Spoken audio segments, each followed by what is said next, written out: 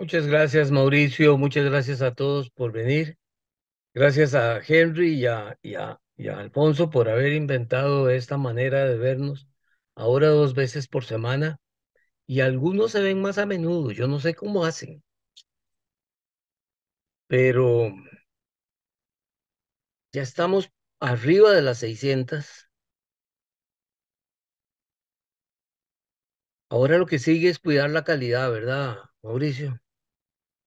Bueno, hoy la charla es un poco especializada porque es sobre Costa Rica. Sin embargo, el tema, que son las emisiones permanentes o las series permanentes, es un tema que puede interesarle a todos desde la perspectiva de que a partir de un país podemos crear tipologías o características o modelos para ir analizando nuestros propios casos. Es una serie larga y es una serie compleja. Yo pienso que lleva 3 sesiones. Sin embargo, están previstas dos, esta y la del próximo jueves. Hoy trato las generalidades y los dos primeros valores, el valor de 1 centavo y el valor de 2 centavos. Eh, Trato de ubicarlas en contexto. Esa es la primera parte, una introducción que incluye un par de enfoques, digamos, distintos sobre las estampillas de Costa Rica y de cualquier país en el siglo XIX. ¿Qué es lo que es una serie permanente como cosa general? A pesar de que Carlos Campos ha hecho un extraordinario trabajo en eso y vale la pena ver las charlas de Carlos sobre este tema. Eh, y luego los dos valores que les comenté que vamos a tratar de ver hoy. Espero que no sea muy larga. La primera emisión de Costa Rica, aquí la presento de alguna manera desordenada para hacer un juicio sobre ella. La primera emisión de Costa Rica se ordena en 1863 y primero se ordenan los dos valores altos, el 4 reales y el 1 peso. El ponerlas en el orden del medio real, 2 reales, 4 y 1 peso es un modo de catálogo. En el tiempo, el 4 y el 1 peso son primero, aunque empiezan a circular en épocas muy parecidas. Las hace American Banknote. Y la razón por la que yo pongo otros sellitos aquí es porque una serie que se usa por tanto tiempo, de una manera tan profusa durante muchos años, hace pensar que en Costa Rica había algo raro, distinto a lo que pasaba en los países vecinos como Nicaragua y El Salvador o Ecuador, donde la presencia de CIVIC hace que estos fenómenos de las series largas no tengan una gran predominancia, las series que duran mucho tiempo. Las planchas se usan tanto, y especialmente la de medio real, que en algún momento no resiste y se quiebra. Ahí muestro un sello que muestra la quebradura incipiente en el número 1. Llega a verse con claridad hasta el 21, 1, 11, 21. Y es sustituida por lo que está abajo, que es una nueva plancha, no totalmente distinta, pero posiblemente hecha con dados sin endurecer lo suficiente. Y eso se refleja en la calidad de la impresión y se muestra con más claridad a lo largo de las numerosas reimpresiones que todos los valores, en particular el medio real, sufrieron. Yo incluí en una charla anterior una sobreimpresión del 4 reales eh, con una leyenda de la UPU en ocasión del ingreso a la UPU y la incluí en la charla que se llamaba Las estampillas más raras de Costa Rica. Eh, Realmente lo amerita. Voy a parar aquí un momento para mostrar otra cosa un poco distinta que nos permite ver en perspectiva esto. Esta es una recomposición de las páginas, de la página y media del catálogo Scott que tiene el siglo XIX para Costa Rica. Scott, no es que yo tenga un salario de Scott ni nada parecido, no estoy tratando de promover ese catálogo. Hay muy buenos catálogos en Costa Rica. El catálogo Mena, después de Science, es una fabulosa obra. que puede seguirse para consultar Costa Rica. Esto lo que me facilita es un listado en una página, un listado que nos permite ver en perspectiva, con una numeración seguida desde el 1 hasta el 44, todos los sellos de Costa Rica del siglo XIX. Por supuesto que no son todos, siempre hay pequeñas variedades de esas que el señor Scott pone bajo la lineecita o en una lineecita corta debajo, baja, en baja, debajo de la línea principal con una letra A o algún otro tipo de letra A o B. Algunas de ellas realmente raras y aquí no están enumeradas, pero las principales están y esto permite de alguna manera repasar lo que yo les acabo de decir de la primera emisión y es comprobar que tenemos cuatro valores principales, un valor del que aparece como 1A, que es la segunda impresión del medio real en azul claro, y después la larga lista de sobreimpresiones con precios que para un mercado tan pequeño como el costarricense y con la abundancia que hay de material parece un poco desmedido. De inmediato podemos ver ahora sí las series que siguen y la predominancia en esas series de dos señores con uniforme militar, don Próspero Fernández y don Bernardo Soto, ambos generales, parientes, yerno uno del otro, y que a continuación del general Tomás Guardia dominaron el país por un buen periodo de años. Sin embargo, el general Guardia, que es el de la época de la primera emisión, es civilista, y estos otros les gustaba ver su retrato en las estampillas, como muchos otros en otros países en épocas similares. Costa Rica tiene solo estos dos generales, como generales. En las estampillas de Costa Rica desaparecen los generales muy rápido. En otros países siguen apareciendo todavía hoy. Eh, una vez que vamos a ver un poquito más de ellas. La emisión de Próspero Fernández es una emisión que dura poco tiempo. Es una emisión que tiene pocos valores, pero que se hace a la luz de la entrada a la UPU. Por eso los colores que tiene y que corresponden a las tarifas de la época son los que la UPO establecía para las respectivas tarifas. Por supuesto que hay que considerar que surgen otros valores postales y otros usos postales como resultado del hecho de que simultáneamente con las estampillas postales, los sellos postales de Próspero, se emiten también sellos fiscales y se emiten también, por primera vez, enteros postales con la efigie de don Próspero Fernández.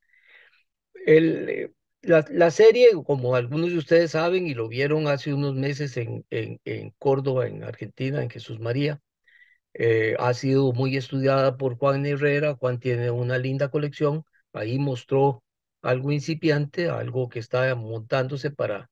Después fue a Uruguay y no sé a dónde va ahora próximamente, pero es una colección que recoge este trabajo de Próspero que es muy difícil, muy bonito y muy caro. Eh, pero es una serie corta, dura muy pocos años. La vamos a ver ahora en una línea del tiempo, en paginitas adelante, dos paginitas adelante. El otro general, don Bernardo Soto, hay varias emisiones. Hay una emisión corta, la que le llaman don Bernardo Joven, que es el que ahí se pone el 10 centavos en amarillo arriba. Y después don Bernardo, que no es el viejo, pero que es menos joven que el joven, que tenía 10 valores y algunas pequeñas variedades de color, especialmente en el 1 y el 2 pesos, que podría uno decir que en algún momento se comporta con algunos de los efectos que tienen las series permanentes, es decir, de sucesivas reimpresiones. Esta es, como ya lo comenté en alguna charla anterior, una serie de correos y telégrafos, igual que la que vamos a estudiar hoy.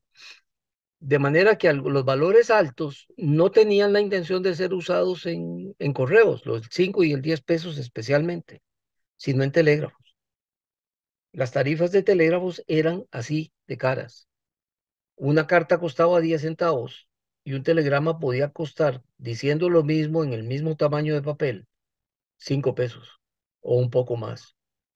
También sellos fiscales de don Bernardo, con la misma cara de don Bernardo, fueron utilizados en correos con la sobreimpresión correos. Hay muchos falsos. Eso que les estaba diciendo es lo que páginas atrás le mostré que aparece en la lista del señor Scott hasta el momento en que, digamos, al filo de los 1890, los generales caen en desuso, ambos generales. No don Próspero y don Bernardo, no, los postales y los de carne y hueso. Eh, en la línea del tiempo, nosotros podemos ver los huecos enormes que hay en ella y la concentración de emisiones en un periodo relativamente corto. Este es un panorama de las estampillas de la historia postal de Costa Rica en el siglo XIX, que aquí yo lo hago culminar en 1910, solo para que se vea, como decir, como la perspectiva, pero que lo hago culminar en realidad en el 1901 por algo que les comento de seguido. En 1863 se recibe la primera emisión de American Banknote, la que vimos al puro principio, y pasa numerosa cantidad de años, 20 años, en que se usa esa serie y sus reimpresiones. De las reimpresiones no se conocen cartas.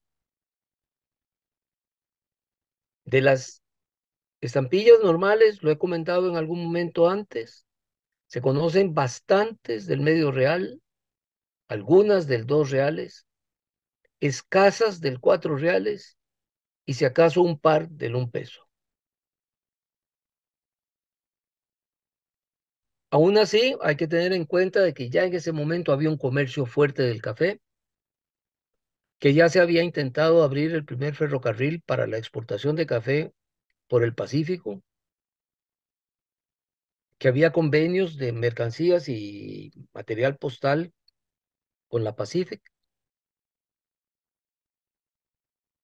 Los generales se consolidan en los 80s. En el 83 se hace la emisión de Do Próspero que vimos atrás, la de los 5 valores UPO, y en esa misma época, Costa Rica, poquito antes de esa emisión, estaba adhiriendo formalmente a la UPO. Muy poquito después de eso, 2 años, se muere Próspero, se muere en el poder y toma su lugar en la presidencia. Yo supongo, no recuerdo ahorita si era el primer designado, su yerno don Bernardo, general también, y muy pronto hace la primera emisión, la del 87. En el 89 se hace la larga, la de los 10 valores que vimos hace un ratito. Muy poco después se abre de manera definitiva el ferrocarril que comunica la capital del país con el Caribe. Ya recuerdo por qué fue que puse 1910. Porque en 1910 al final es cuando tenemos ferrocarril interoceánico. Y faltó la línea roja ahí que hablara del ferrocarril interoceánico de Punta Arenas a Limón. Entre tanto, en 1890 tenemos ferrocarril de San José a Limón y la comunicación ahora no requiere de dar la vuelta por el sur, por Chile, por Punta Arenas, por el estrecho, sino que va por el Caribe directo a los centros de reruteo, Panamá, Bluefields o San Tomás.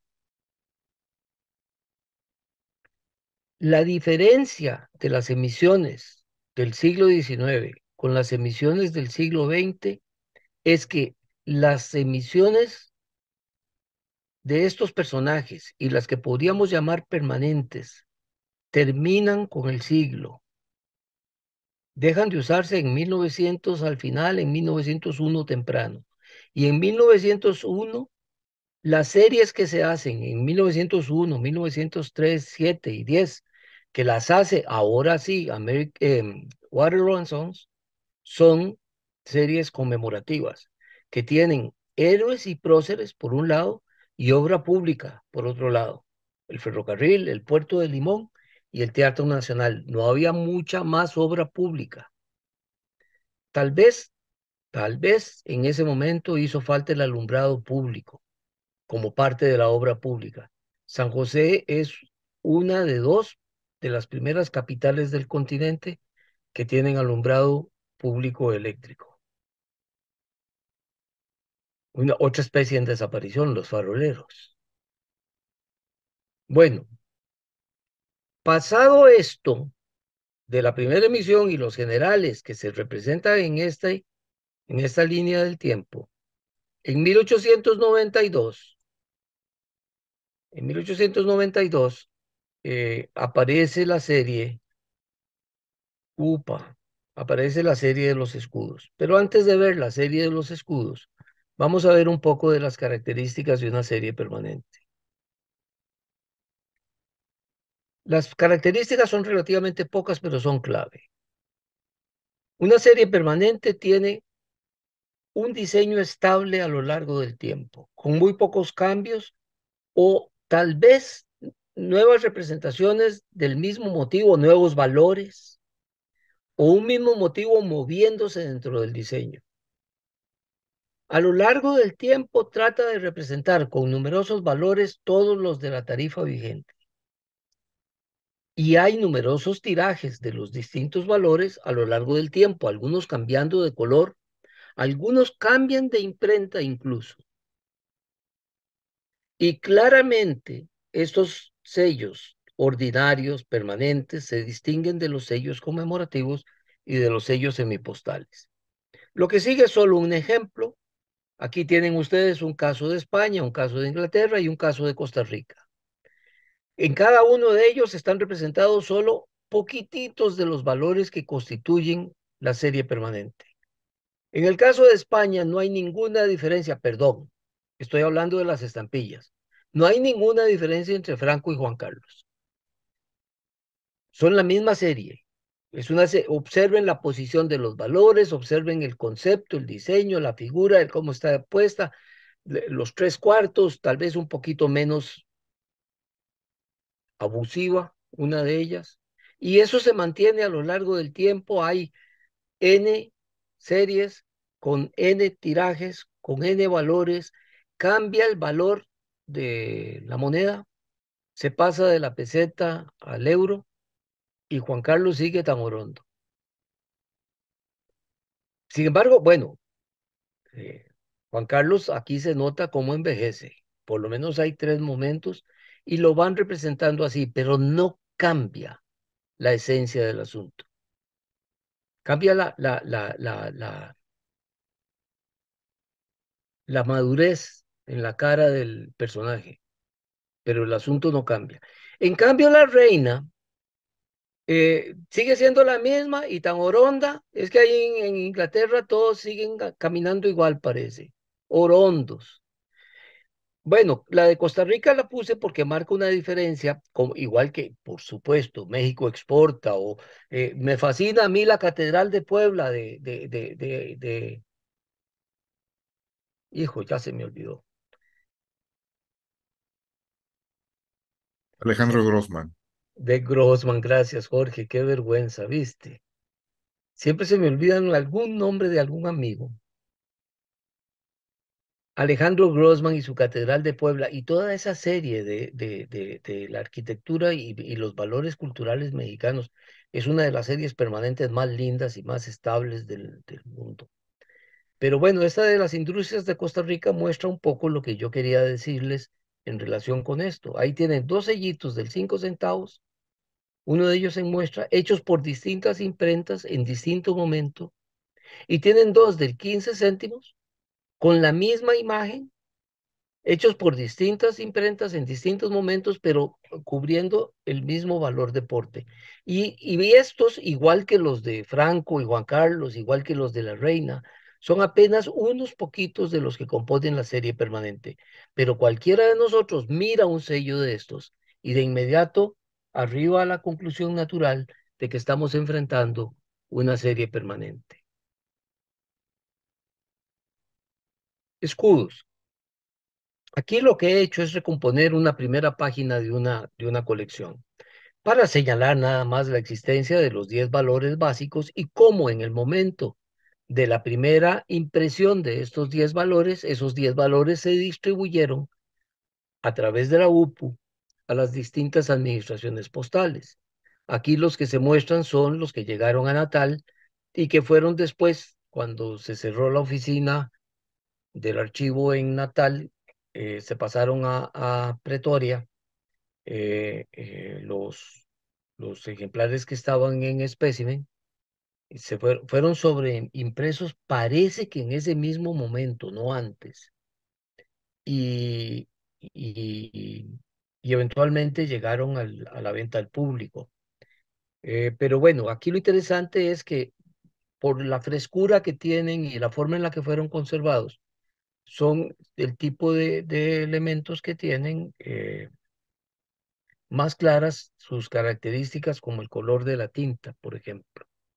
Vamos a ver otra paginita con ellos que es un poco distinta. En esta, si bien se reproducen estos, se ponen a la par algunas de las eh, impresiones más notables, en los colores en los que son más notables. En el 5 centavos, eh, yo sostengo, y lo voy a tratar de demostrar en algún momento, pero por ahora no sale ni en esta charla, tal vez tampoco en la siguiente.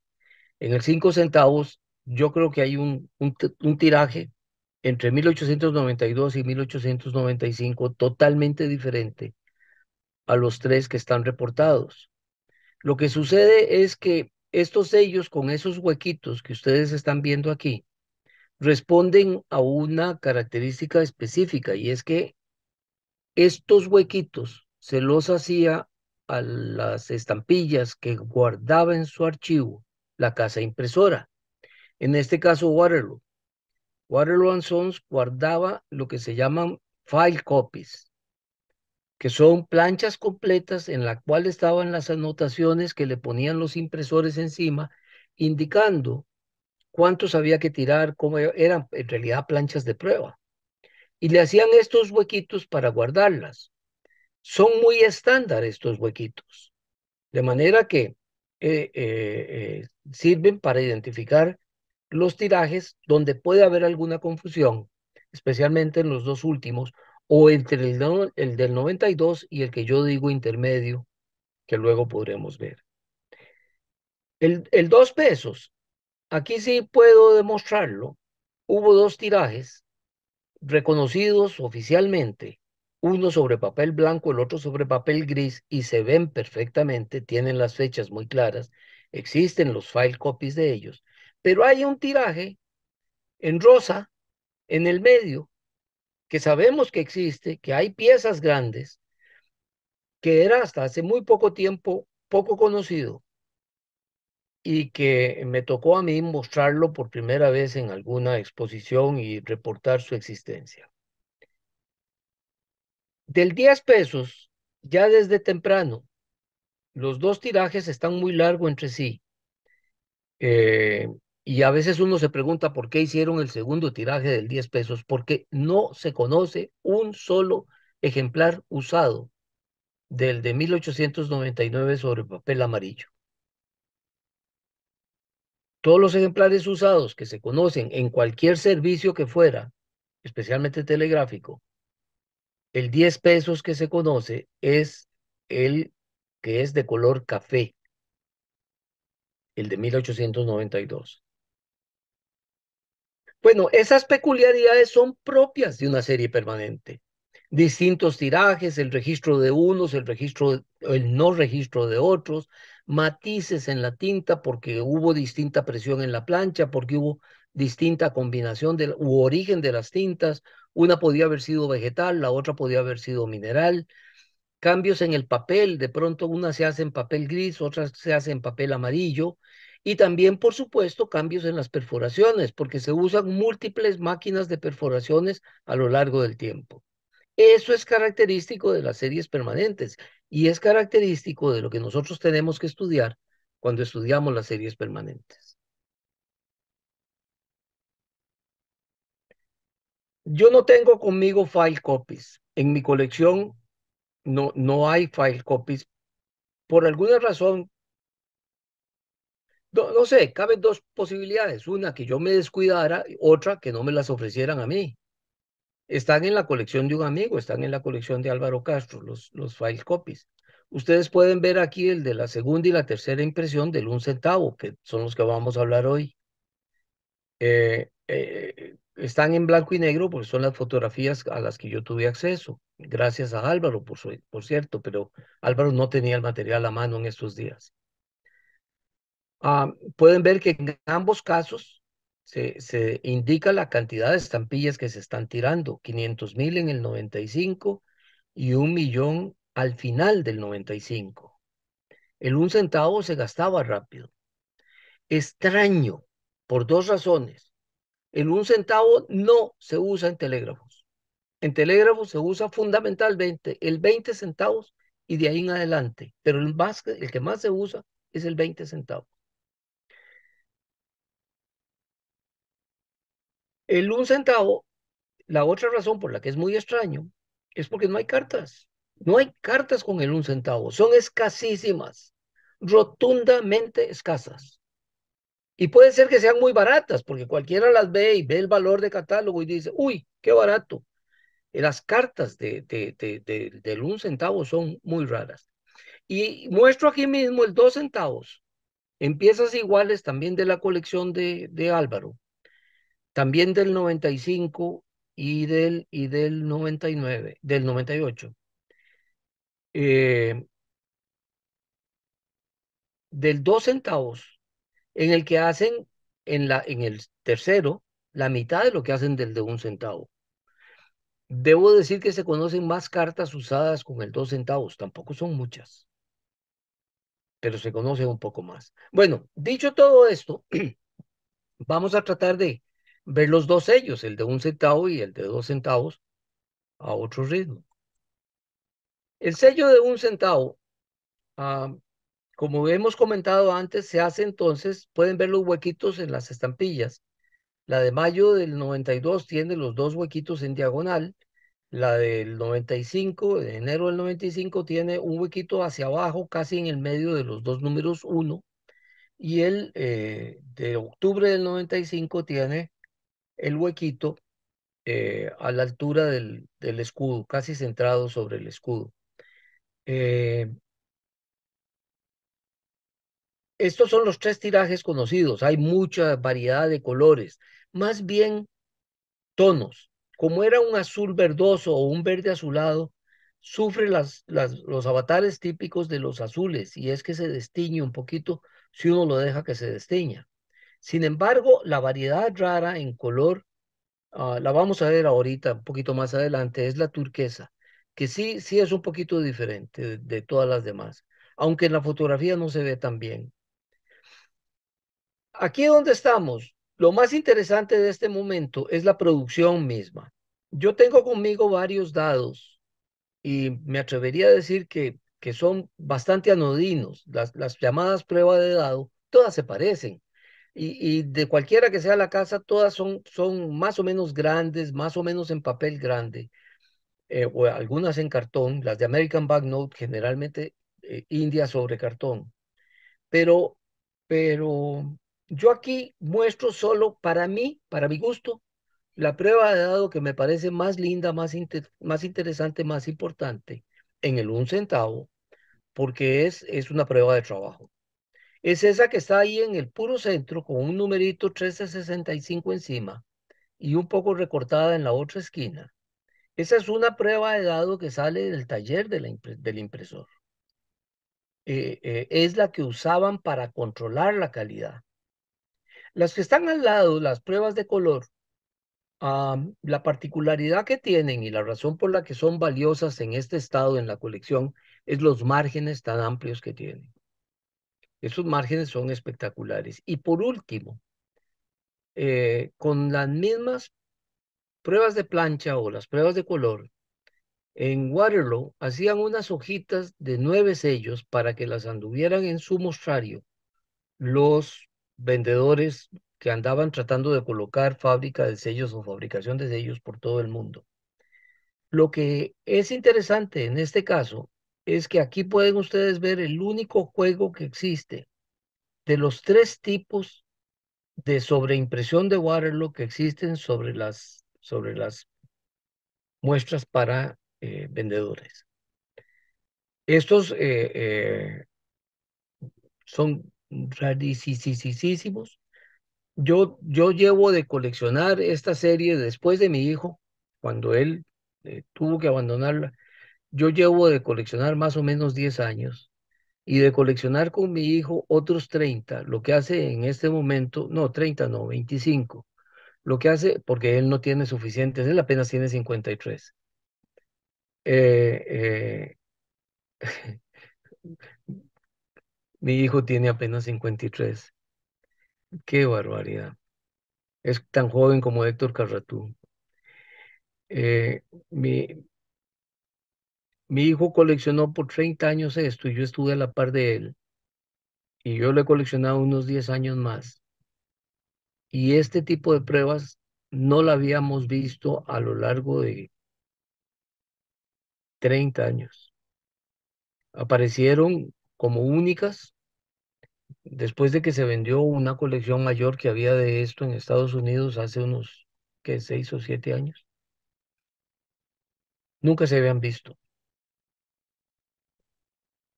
Es más, mi impresión es que estas ni siquiera salieron directamente de esa subasta, sino que quedaron en un stock que guardó por varios años más Brian Mulhouse y después se vendieron en forma directa de Brian, directamente de Brian. Son raras, muy raras. Son de las cosas bonitas que tiene esta colección.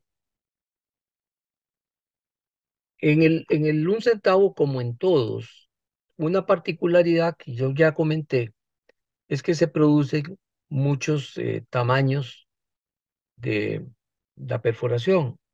Hay algunos que son, digamos, el estándar de los pines.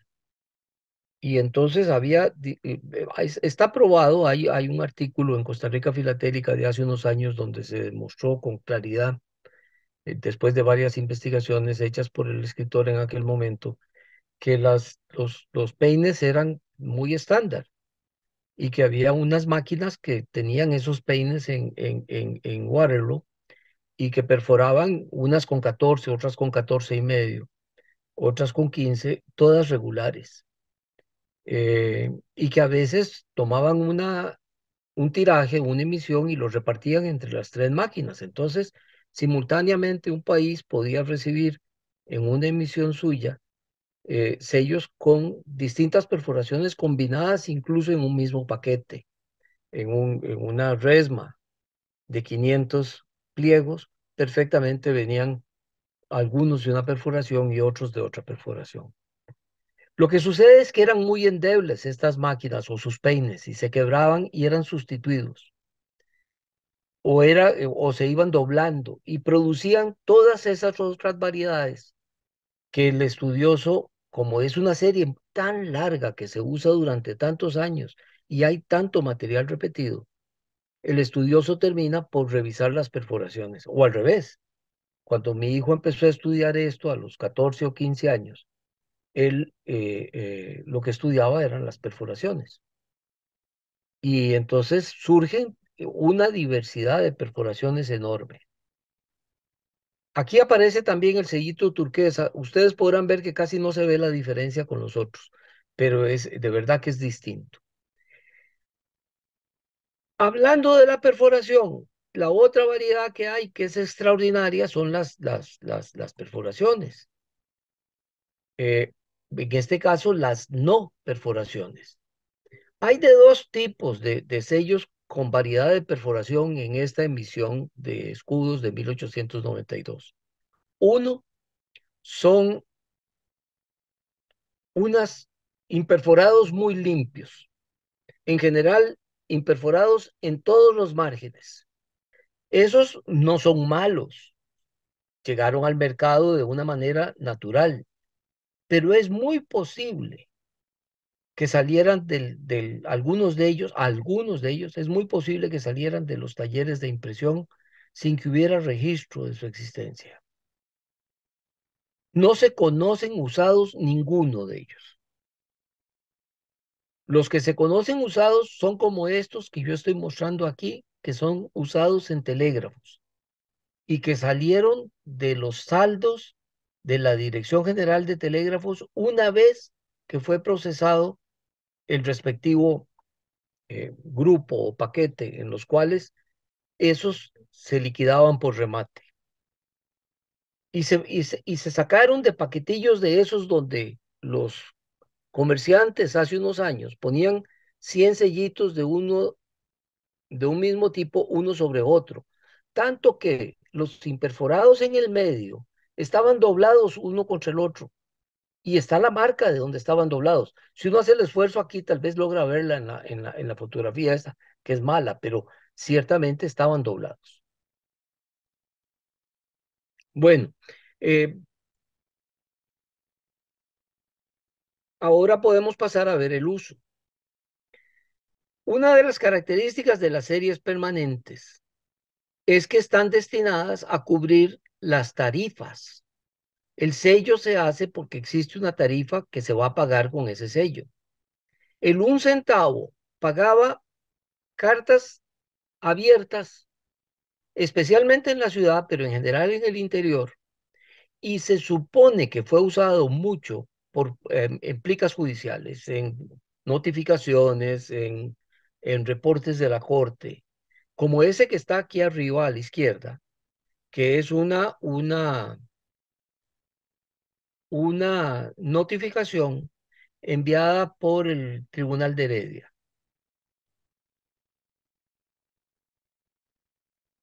Yo debo tener un otro, pero estoy casi seguro, bueno, de que solo esos dos debo tener con una pieza de uno usada de esta forma, con esa tarifa.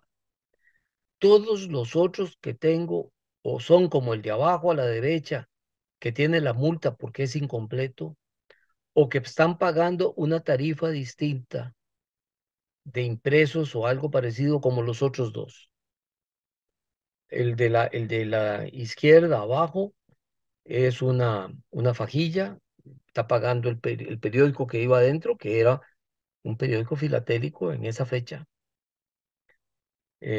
Algo de esto yo lo expliqué el otro día en una de mis charlas y si no queda aquí muy claro, tal vez puede profundizarse en esa otra charla.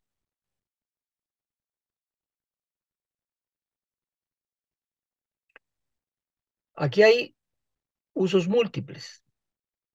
Normal que con sellos como estos pudieran pagarse en ausencia de los sellos que cubrían las tarifas, tarifas más altas. Una tarjeta postal casi general a Europa, Norteamérica, pagaba 3 centavos. Y aquí están cubiertos los 3 centavos con 3 sellos de 1 centavo. Y una carta cerrada a casi cualquier destino, Norteamérica, Europa, estaba tasada en 10 centavos. Aquí tenemos a la izquierda una carta con los 10 centavos a, a Estados Unidos. Los usos múltiples limpios, igual que el uso solo, el isolato, son los mejores usos siempre en filatelia tradicional en la colección. Hay gustos y uno puede pensar que los usos combinados hay unos muy buenos y hay algunos que pagan tarifas extraordinarias y hay gente y hay coleccionistas y hay otra gente en la filatelia que les gustan los multicolores. Los multicolores también son bonitos, pero los esenciales, pienso yo, son los que pagan las tarifas y las pagan de esta manera. Este es un caso particular.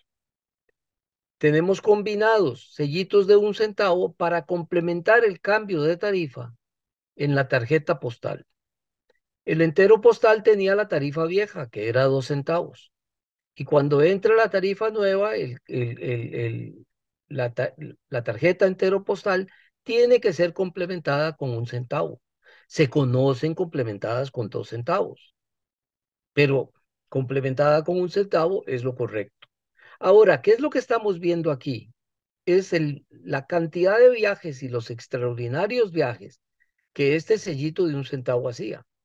Iba a Zanzíbar, en África, a Demerara, en la Guyana inglesa, a Bombay, en la India, a Pacasmayo, Pacasmayo, en Chepén, dice, en Perú, con tránsito ¿a dónde? Con tránsito en Panamá. Y uno que es una maravilla, el último de la izquierda abajo, que es el sobre a Río Núñez, en Senegal, que pasea, ustedes pueden ver las marcas que tiene por detrás, pasea por todo el centro de África, todo el Golfo de Guinea.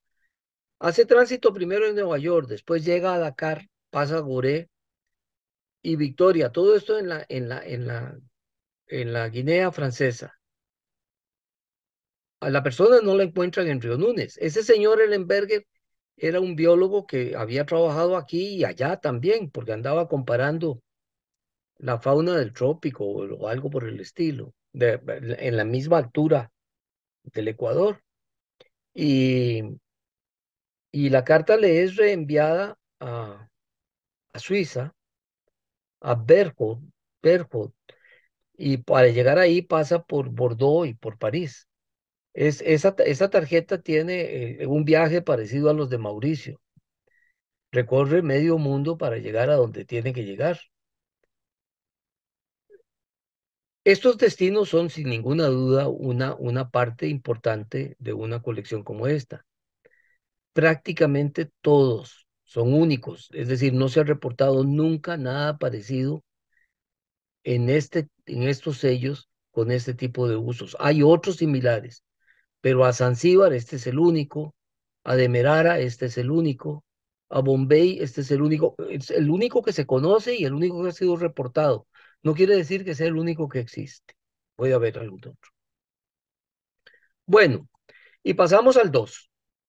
El 2 centavos, igual que en el caso anterior, hay colorcillos, muchos colores, porque el amarillo se oxida mucho y se oxida nuevo. Es una tinta que agarra cualquier tonalidad, con solo que le caiga una gotita de aire o un soplito de aire, cambia totalmente. Y también vemos las copias de archivo del impresor con más o menos las mismas características que vimos antes del de 1 centavo. No hay mayores diferencias. Y vemos los imperforados marginales, que son en el 2 centavos mucho más raros que en el 1 centavo. Ambos son usados, por supuesto.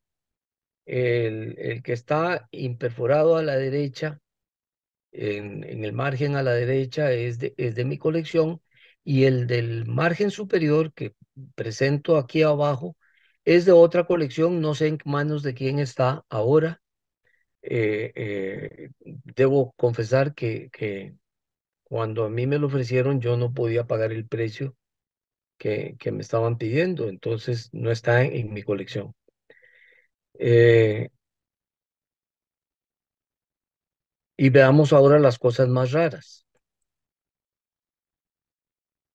Igual que el caso anterior, la prueba de dado que ponemos acá es una prueba de dado del proceso.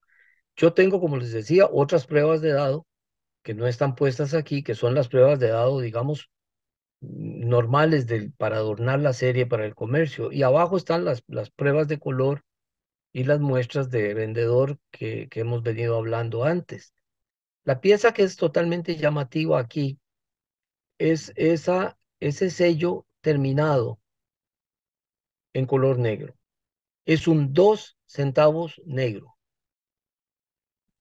Podría suponerse que es una prueba de color o que es una prueba de dado perforada.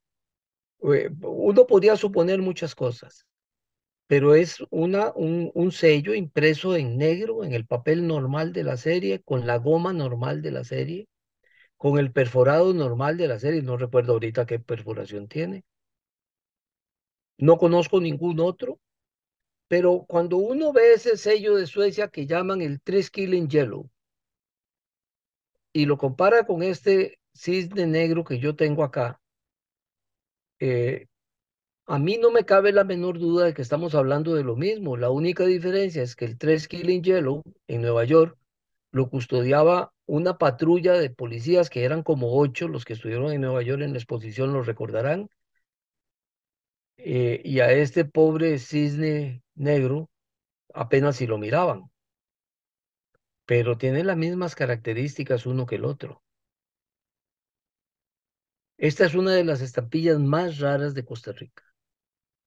Es una estampilla de verdad, no es una prueba. No está reportada como prueba.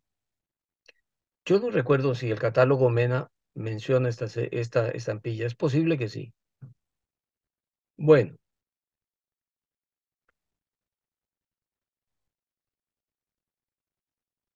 em, en las estampillas más raras de Costa Rica yo la menciono, ahí la pueden ver. Los usos del 2. No sorprende, no debería sorprender que muchos del usos del 2 solo estén en piezas de uso fiscal. Es normal, era una tarifa más propia del servicio fiscal. Prácticamente todas las facturas, todos los recibos, de donde quiera que fueran, tenían una tasa fija, no era proporcional, sino fija, de 2 centavos. Este, por ejemplo, creo que es municipal, la tesorería municipal.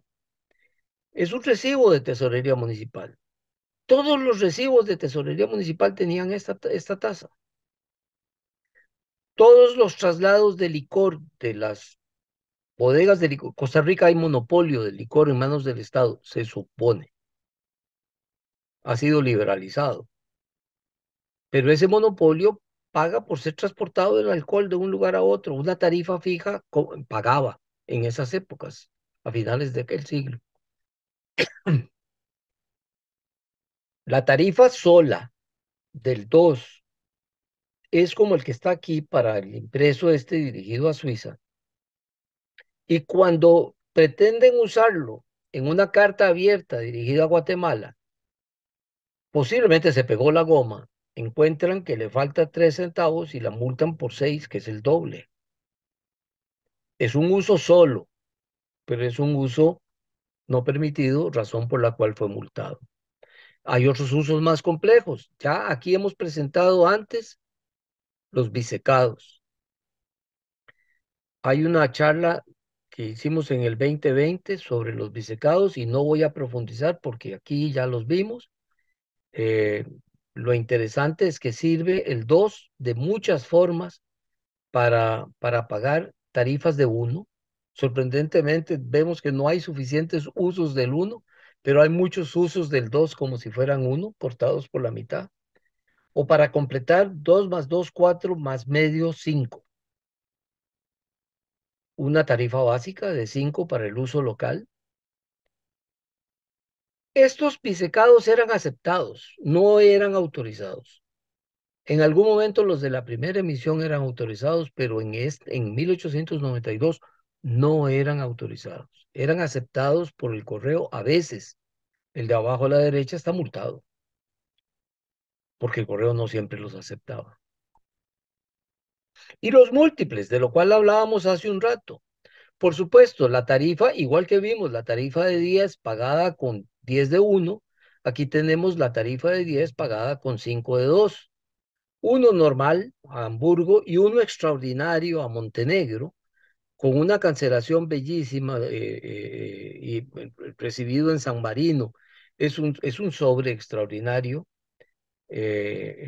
pero aquí lo que nos interesa destacar es cómo se usaba para pagar tarifas normales con usos múltiples, de las cuales la más rara es la que tiene solo dos, que es la tarifa de impresos al exterior pagando 4 centavos. Es rara, rara, rara. Yo no conozco. En este periodo específico debo haber visto, si acaso, otro más. Y algunos matasellos que son interesantes de ver, los, los pictográficos como el que está a la derecha, la cara de mono esa o cara de luna, que es usado como un ambulante de ferrocarril, eh, creo que es en 28 millas. eh, es una cancelación bellísima. Y así como esas pictográficas, hay otras que son hermosas, raras, sui generis, que no solo llaman la atención, sino que ameritan el estudio, como la luna esa, que está abajito a la derecha. Y algunos lugares que tienen el atractivo de un matasello, ya sea prefilatélico o bastante sui generis o con un diseño distinto, como Nicoya o Naranjo. Pero el más llamativo de la página son los tres sellitos en que en forma parcial aparece el matasellos fluvial de los vapores correos en el bebedero. De estos se han reportado 5. Aquí yo muestro 3 vapores correos en el bebedero. Ocasionalmente salen sellos de bebedero, como los que están abajo, inmediatamente abajo, en parejita, un poco deteriorados. Pero esa parejita de bebedero no es bebedero el puerto ni el vapor, es bebedero el pueblo. Tienen cancelaciones distintas en el río Bebedero cuando no había carreteras a Guanacaste y tenían que entrar por barco. Tienen cancelaciones distintas los dos bebederos, el bebedero que queda de un lado del río y el que queda en el otro costado del río, distintas a la vez también de los vapores correos, que eran verdaderos ambulantes, ambulantes normales. Bueno, y estamos terminando. Eh, Esta la muestro por una peculiaridad que tiene que ver con lo que mencionaba yo hace un rato del uso de muchos colores en un sobre. Y es que hay un libro que dice que esta es una cancelación telegráfica y ha sido clasificado así por mucho tiempo. Yo lo mostré y lo discutí cuando hablé aquí también de las cancelaciones telegráficas. Sin embargo, hoy me interesa llamar la atención sobre el hecho particular de que una tarifa rara de 3 centavos a Francia, con un 2 y un uno, que son los sellos que hemos estudiado hoy, va a Francia, inexplicable, con esta cancelación. Hay otro más de época parecida, también en el mes de mayo del año 94, en que cancela otros sellitos, pero también, eh, también a Europa, a Bélgica en este caso, con ese mismo cancelador, lo cual prueba, junto con otro que está ahí solito, que claramente se trataba de una cancelación que también era postal, aunque posiblemente también era telegráfica, si bien no se ha comprobado su uso en telégrafos como su uso en correos. Y como les dije que esto iba a ser corto, hoy termino aquí para que vengan el jueves y vean la segunda parte. Ojalá, ojalá. Muchísimas gracias a todos. Muchas gracias, Luis Fernando. A la orden, Mauricio. Bueno, Perfecto. ¿Preguntas o comentarios para Luis Fernando? Por, por mí, yo tengo, bueno, Luis Fernando, bueno, no sé si me estoy adelantando a algo que nos vayas a decir en la segunda parte o algo. Eh, la elección del motivo, obviamente el escudo, pero ¿hubo otros diseños que se consideraron? No hay constancia, no es algo, no es algo que se sepa así como que sea moneda común, no, Ya, no. perfecto, No, gracias. yo sí creo que hay una decisión del presidente, Jaime, perdón, Jorge Weiss, no me va a poder ayudar con esta, porque de quien no me acuerdo es del nombre del presidente. ¿De dónde? de Costa Rica en Ah, 1893. no, no. Difícilmente me sé los míos. Ok, está apuntado ahí entre los papeles que usé hoy Ujú, Era un civilista y ujú, está sucediendo a los generales y se trata de alguna forma, tal vez de emular la primera emisión, ujú, que había sido escudos, tal vez de claramente establecer una distancia con las caras de personas y decir, no, no son caras de personas. Y era más fácil hacer estas alegorías, todas muy parecidas y todas diferentes del escudo. ujú. Eh, yo creo que es eso lo que predomina. Ah, ya. Perdone, don Gracias. Fernando, disculpen. Eh, en Costa Rica operaba la compañía americana de billetes de banco, me dijo, o Ahí yo lo puse atrás, en una de las primeras láminas. Las primeras tres o cuatro series las hace el American Banknote. en la Las América que, no, es la sí. única empresa No, que, no, no, no, no, no, no. Las que siguen, empezando con escudos, las siguientes cuatro series, la de 1892 y tres o cuatro de las de la primera década del siglo XX, las hace,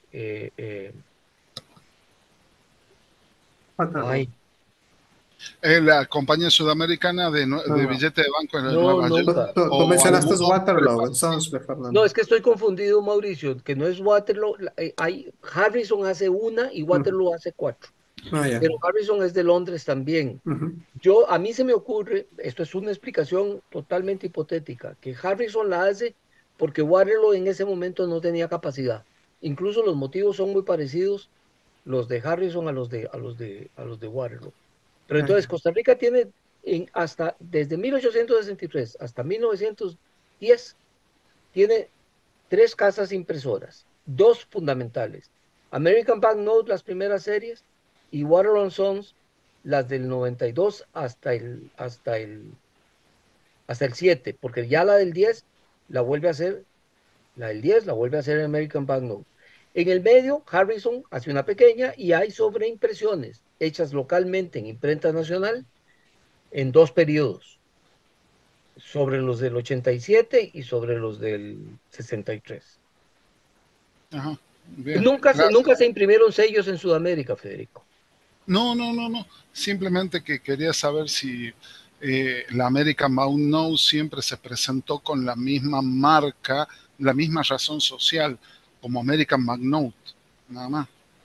O No. sea que se presentó siempre con la misma razón social. Siempre dice American Banknote y ahí no. Sí. Ujú. No. Gracias, ABN, muchas don veces dice Fernando. ABN. Gracias a Gore Wise, que tuvo que retirarse, y a Miguel Raviñani, que siempre está listo para llenar nuestras necesidades. Héctor, Tal, buenas noches a los que nos saludé antes. Muy bueno lo tuyo, Fernando, la verdad que excelente. Segundo, cuando vos decís que una serie permanente es, según tu criterio, si todos los valores tienen la misma cara, el mismo motivo, de mayor valor para un jurado que las que, por ejemplo, nuestra serie de flores, que también es permanente, que va mostrando distintas flores con el tiempo, o no tendría que ser así. Y tercero, ya te la tiro todas juntas, gracias por igualarme a la edad de tu hijo. Bueno, yo lo decía porque como estás casado con una muchacha, Puede ser, pero tengo 14 más que lo que tiene tu hijo. o tu muchacha, No, ella tiene menos, 11 menos. qué guapo, Héctor, qué valiente. Ve, O loco. eh, lo que estás preguntando, Héctor,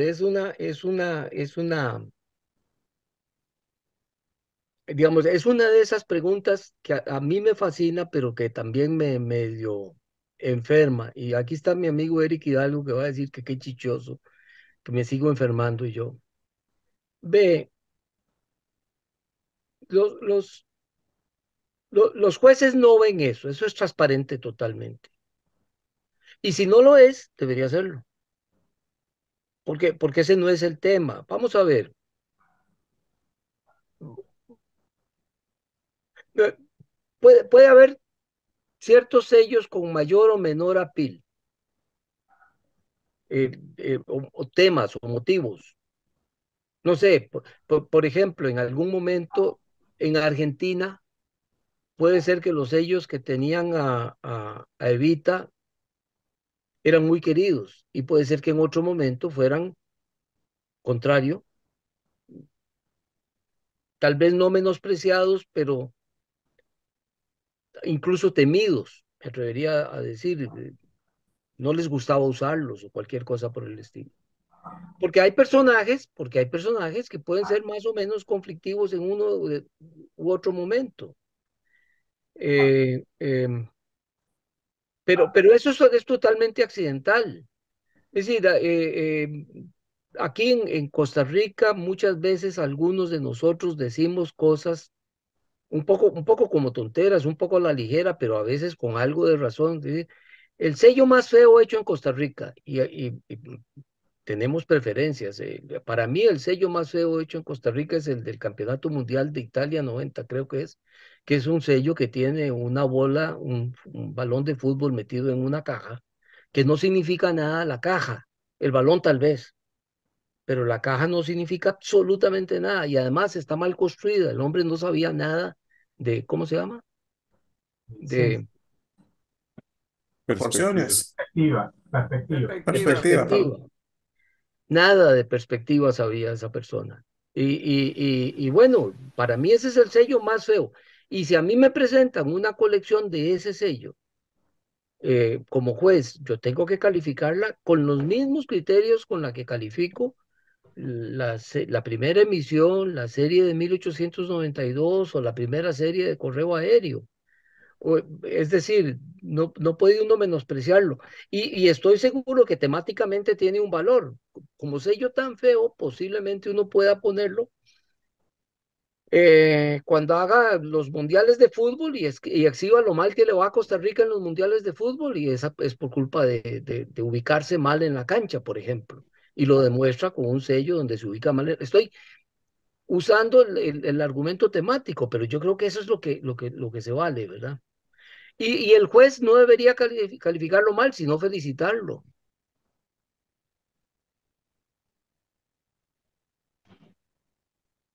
César, estás en mute. Ahora ya no. Gracias. Don Luis, muchas gracias. Un saludo a todos, de buenas noches. Don Luis, un par de cuestiones.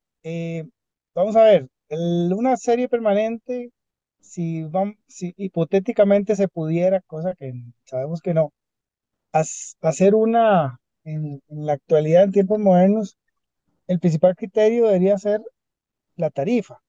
O sea, que haya tarifas representadas en una serie que permanece a lo largo del tiempo. Esa es mi primera pregunta. Y la segunda, quería que se refiriera un poco al tema de que esta serie de escudos, pues el escudo, creo que es el mismo, ¿no? Creo que es el mismo escudo en todos los 10 sellos. Gracias. Sí, eh,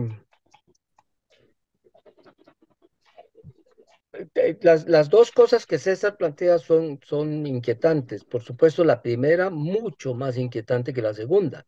Entonces voy a tratar de contestar primero la segunda. El escudo ciertamente, César, es el mismo. Tanto es así que existe una prueba de dado separada del escudo.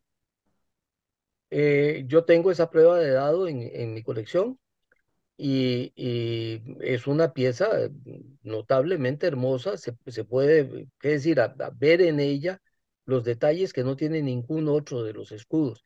En algunos de los sellos cabe con toda propiedad. Por ejemplo, no sé, en el 10 pesos, ese que tiene Mauricio ahí atrás. La prueba de dado del escudo se acomoda perfectamente. Eso nos permite pensar que en algún momento fueron diseños totalmente separados, el del escudo y el de los marcos, y que no sería nada raro que ya Waterloo viniera pensando entonces, como muy pocos años después hace, de hacer bicolores. donde los centros son distintos de los marcos. Eh, los bicolores en Costa Rica empiezan 9 años después de esta serie y se ven combinados en las dos series en sobres. Y son hechos por Waterloo. Eh, la otra pregunta es más difícil. Eh, yo creo que parte de la respuesta usted ya la dio, César, cuando dice que es muy difícil pensar que los correos hoy día puedan hacer series permanentes. No, es muy difícil a Correos de Costa Rica y algunos otros países vecinos hacer series permanentes. Pero hay países donde la operación postal es de verdad, Ujú, los correos funcionan, las cartas se entregan. Las cartas se pagan con la tarifa que está escrita en el decreto y salen a tiempo y ponen una estampilla, o puede ser una etiqueta, o puede ser un franqueo mecánico, pero corresponde con la esencia del servicio postal.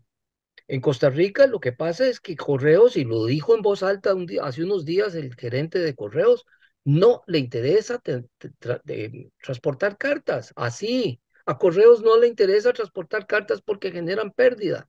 No, no, a mí que me traigan paquetes y yo tramito pasaportes. Yo llevo bordados y cobijas que hacen en las pequeñas industrias caseras a otros pueblos, pero bueno, cartas al exterior es prohibido. Costa Rica tiene más países a los que se prohíbe enviar cartas que a los que se permite enviar cartas. Y no es porque prohibido sea por razones formales en que la prohibición tenga alguna razón jurídica, política o legal para que así lo sea. Entonces, es prohibido porque simplemente Costa Rica no ha restablecido las relaciones postales con numerosos países. Pero bueno, entonces aquí una serie permanente es cierto, no sirve para nada. Pero en Estados Unidos las hacen todos los ujú, días, las de las letras G, H, I, todos los ujú, días, las de las banderas. Y en Francia siguen haciendo Marianas. ujú. O sea, las series permanentes donde se usan el servicio postal en Alemania funcionan.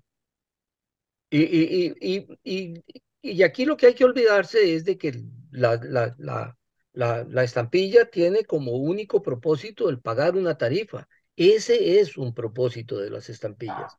Pero nosotros filatelistas sabemos que históricamente los propósitos de las estampillas van mucho más allá que eso. Y mientras Correos, en el caso de Costa Rica, no entienda que es una contribución a la difusión de la cultura nacional y a la docencia de ciertas disciplinas básicas para los escolares.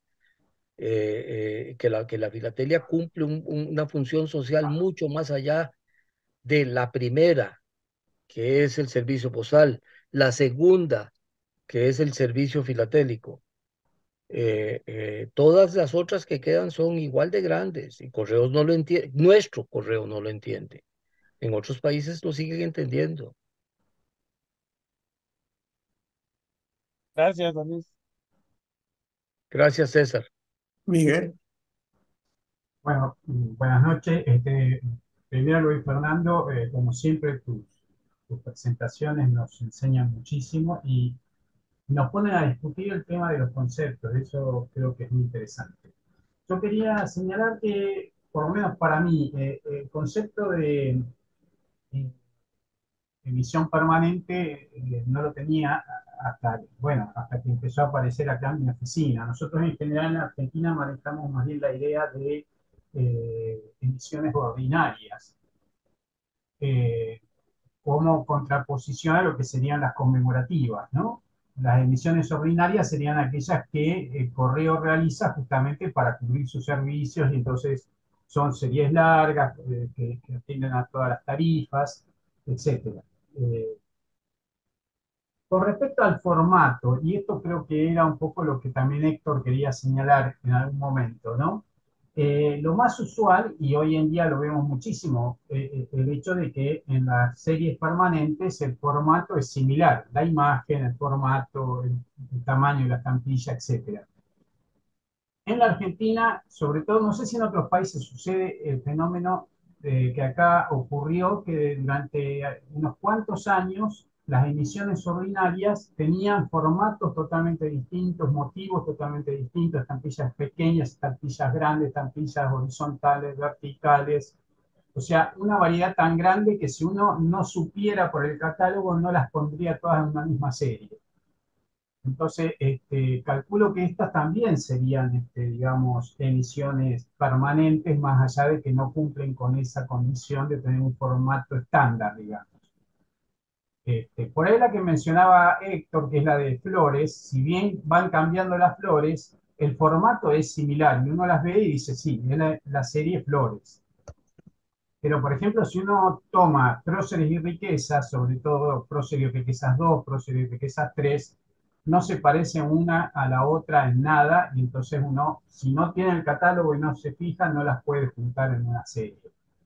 Entonces yo, digamos, la pregunta sería, para que una emisión sea permanente, el hecho de que esa característica de que tengan un formato similar no es algo secundario, digamos, que no hace la esencia de lo que es una emisión permanente. Yo creo también, Bueno, Miguel, que hubo hasta una época que era así como decís vos, culturas, turismo, próceres con no sé qué, ¿viste? Y después sí empezó hongos, Claro, sí, flores y todos esos que ya eran uniformes. Incluso ahora parques nacionales o todo eso son todos del mismo tamaño. En sí, sí, aquel momento era todo próceres y los que vinieron después, culturas, turismo y historia, todo eso eran distintos tamaños, distintos, incluso mezclaba próceres con edificios históricos y con ganadería, bueno, eso próceres uno y 2 que es una gran mezcla. Discúlpame, Luis Fernando, ahora vos. no, entiendo mejor lo que quisiste decir antes con lo de las flores y creo que Miguel apunta a algo que es mejor aclarar porque puedo haber transmitido equivocadamente la idea de que todas tenían que ser del mismo formato y del mismo tamaño. No. Eso te entendí. Argentina es un buen ejemplo de series permanentes donde hay cosas diferentes. Próceres y riquezas, es un caso. Pero incluso en emisiones más estándar, la diferencia de tamaños, por ejemplo, se daba por valores. Pasa con las Marianne de los años 40, pasa con algunas de los Machín en Inglaterra. Hay unos de Ujú. tamaño grande. Sí, Por muchos años, las de valores altos, 1 libra, 2 libras, eran en un menores. tamaño un poquito más grande. Ujú. Y eso no las hacía diferentes de lo que estamos incluyendo como series permanentes.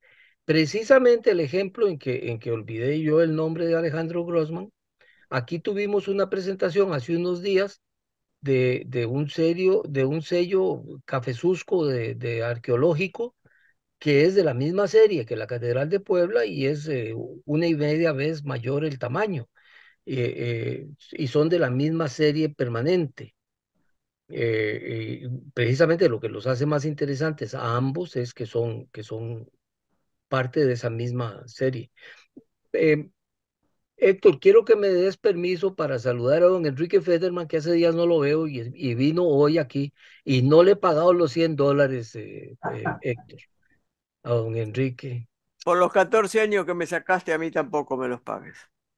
Bueno, gracias, Miguel. no, de nada, gracias a vos. Eric, Sí, buenas noches. Tengo audio, sí. Sí, Eh, señor. bueno, primero que nada, gracias Luis Fernando por la charla que eh, siguen siendo temas muy interesantes y de los que se aprende mucho y serán series viejas, pero siempre hay algo que aprenderles. Bueno, por ahí te había puesto el dato de Carlos Durán, ¿verdad? Que me parece que es el expresidente que viene después de los generales, por aquello de que andas No, pero el de buscando. la serie del 92 es... ¿quién era, Miguel? A ver, yo te digo, porque yo, Es a ver, Rafael Esquivel no, Iglesias. no es que yo lo No, supiera. don Rafael es después José en el... Joaquín Rodríguez Celedón. Don José Joaquín Ah, Rodríguez, por ok, favor, si es el hombre de la educación. Está bien. sí. Bueno, sí, con el tema de estas series o emisiones que están compuestas por muchos valores y que en alguna medida procuran cumplir parcialmente una función como la de las series permanentes u ordinarias. En el caso nuestro tenemos más recientemente la de mariposas de Cabo Blanco, ¿te acordás? Que son 10 valores, aunque un formato un poquito más grande de lo que usábamos en esa época. Estamos hablando 97, 98. Y luego la de los 10 aviones del AXA, ¿verdad? Del aniversario de líneas aéreas costarricenses, que tal vez tenían un poco como la expectativa de llenar un poco ese vacío y permitirle, no solo por la variedad de valores, que fueron bastante bien pensados en función de llenar no solo los portes básicos, sino portes variantes intermedias, sino que le permitieran al correo tener cierta solvencia en el tiempo respecto al programa de producción y que ya para la época pues eran tirajes bastante altos. Estamos hablando de una media de 1 millón de estampillas por cada valor y en algunos casos hasta 2 millones en algunas variantes de esas dos series. Em, que para mí tienen ese significado en última instancia, más de sentido práctico para el correo mismo, ¿verdad? Que le permitiera tener tiempo como para ir planeando con mayor paciencia, mayor calma, los nuevos diseños, la producción de las nuevas emisiones. Eh, y no quisiera dejar de mencionar algo que también en algún momento a nivel del proceso que hicimos entre el 94 y el 98, tal vez un poco más allá, fue em, la estandarización que ya de por sí aporta a la serie American Pipe con los dos valores de portes básicos, que cuando se respetaban esos valores, que en el caso nuestro usualmente hacíamos el porte nacional, el básico nacional y el porte a Estados Unidos, eh, como los más usuales o comunes, de alguna manera también le aportaba al correo, a la administración, la garantía que por lo menos Américo Paep cubría esas necesidades y donde entonces, por lo tanto, el volumen de producción también reflejaba un poco esa expectativa. Em, Tanto así que en algunas ocasiones eran las emisiones de Américo Paep las que venían a salvar algunos desajustes cuando habían cambios de tarifas y, y bueno, simplemente corríamos a ponerle a la emisión de web que estuviera en proceso el nuevo porte porque nos resolvía eh, un buen eh, parámetro, ¿verdad? De portes básicos para no incurrir en que faltaran existencias en el correo. Era eso, básicamente. Pero sí, en Costa Rica la idea de emisiones permanentes después de la de industria siempre llegó a ser una tentación, ¿verdad? Buenas noches. Gracias, Eric. Eh, Mea culpa. Yo no enfaticé en una porque no es totalmente estándar, pero característica fundamental de las series permanentes a lo largo de la historia en la mayoría de los países es el ser monocolor. Todas las que Eric mencionó, yo tendría distintos puntos de vista. Creo que amerita una conversación más por el lado del mercado, en el sentido de que como emisiones tan largas, relativamente modernas, se vendieron todas y hoy día hacen emisiones que si acaso son como una décima parte, si acaso, de lo que fueron aquellas. Eso habla mucho del optimismo de quienes conducían correos hace 15 años, más o menos. Pero, pero yo yo tendría reservas de calificarlas como permanentes en tirajes tan cortos, sin ninguna expectativa de repetición, sin una multitud de valores. Lo de los que tienen varios podría obedecer a otro tipo de accidentes. Am, voy a mencionar el caso de Laxa solo como curiosidad. La serie de Laxa es muy linda, es muy simpática, y casi que podríamos decir que la hicimos entre Eric y yo. Eh, el correo recibió los motivos de la compañía de líneas aéreas costarricenses, que hoy día, después de haber sido parte de TACA, es minúscula parte de Avianca, que a su vez es minúscula parte de alguna otra cosa.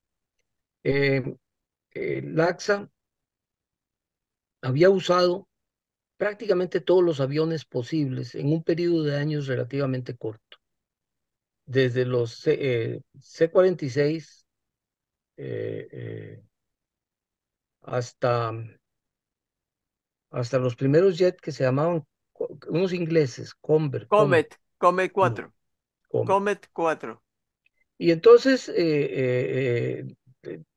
se daba la posibilidad de hacer una serie con 10 aviones distintos, que era muy lucida y que permitía hacer estampillas pequeñas, apaisadas, para que el avión se viera en su concepto, digamos, ancho. Y se hizo algo muy bonito que creo, Eric, que amerita que algún día se exponga en alguno de estos foros, pero que el motivo de la decisión, más que cumplir con los valores, era poder mostrar los aviones. El gerente del AXA era Juan Manuel Fernández, un buen amigo de la secundaria, con el cual compartíamos muchas cosas, y parte de lo que compartimos fue la ilusión de hacer esa misión, junto con otras que se hicieron con Laxa, pero tenía más que ver con el aspecto social del asunto, con la imagen de la compañía, con el gusto de hacerlo, que con la pretensión de hacer una serie permanente. Yo creo que coincido un poco con vos, Eric, en lo último, en que después de Industrias, Costa Rica paró de soñar, bueno, no, después de Iglesias, más bien, Ujú. Costa Rica paró de soñar en series permanentes. Pero valdría la pena, si se abre una discusión en ese sentido. Hay un caso espectacular que es Brasil. Yo no sé, ahí estaba, ¿a quién fue el que vi de Brasil hace un rato? Glauber. No lo Eh, veo.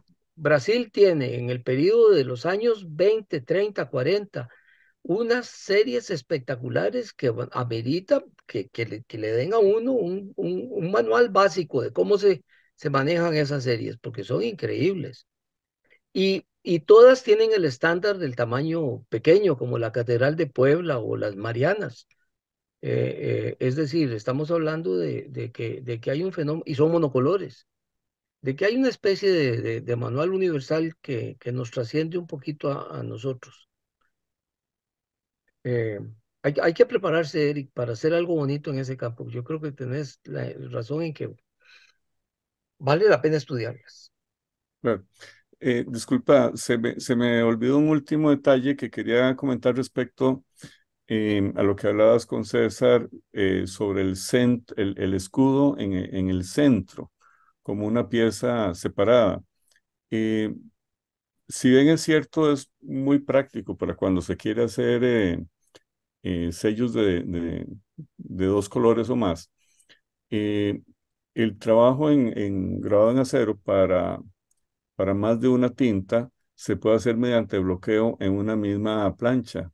Entonces, no es imprescindible que tengan que estar separados los elementos, ¿verdad? Em, por supuesto que a veces eso implica que hay desfases donde un color entra en el área del otro, pero no es imposible. Los sellos franceses y algunos españoles de los años 40, 50 tienen mucho ese tipo de soluciones. Pienso que más bien ese centro, el escudo como un dado aparte en el centro, eh, puede haber sido el sentido de aprovechar el sentido de oportunidad de que siendo un símbolo patrio, pero además en un tamaño que permite hacer marcos muy diversos, seguro estaban pensando en seguirlo aprovechando en otros diseños, con valores diferentes, en momentos diferentes, y así entonces se ahorraban la posibilidad de tener que volver a hacer de nuevo otro escudo si fuera el caso. Y ahí es donde el concepto de escudo sigue siendo un valor, una imagen perfectamente útil, identitaria, y que permitiría producciones mucho más rápidas, más ágiles para poder concentrarse solamente en los marcos, ¿verdad? Eso es.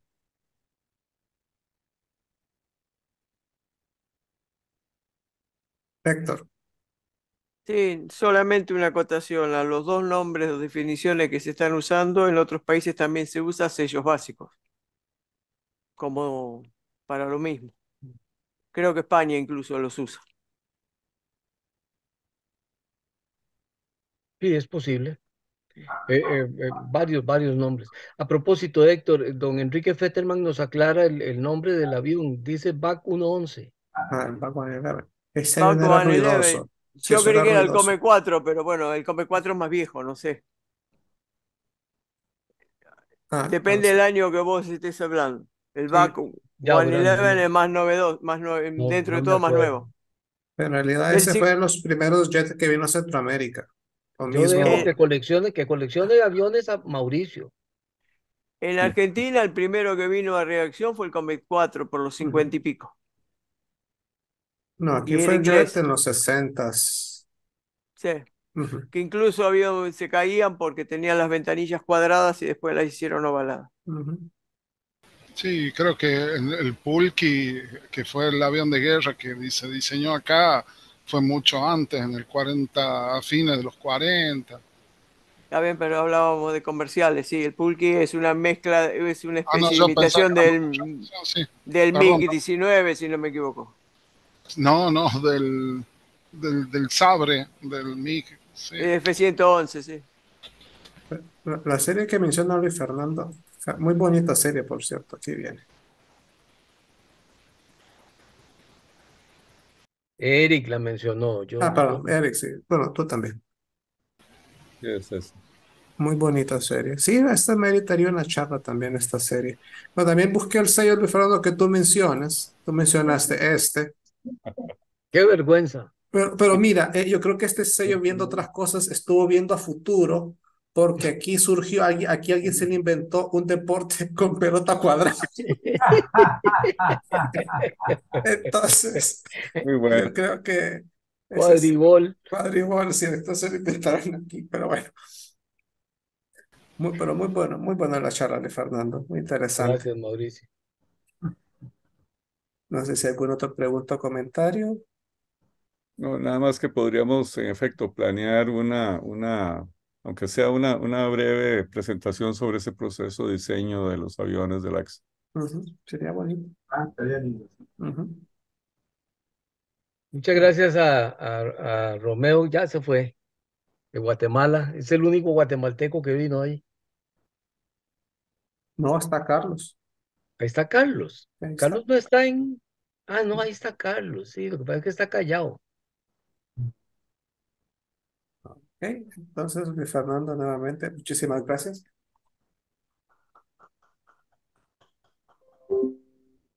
Y el día de mañana.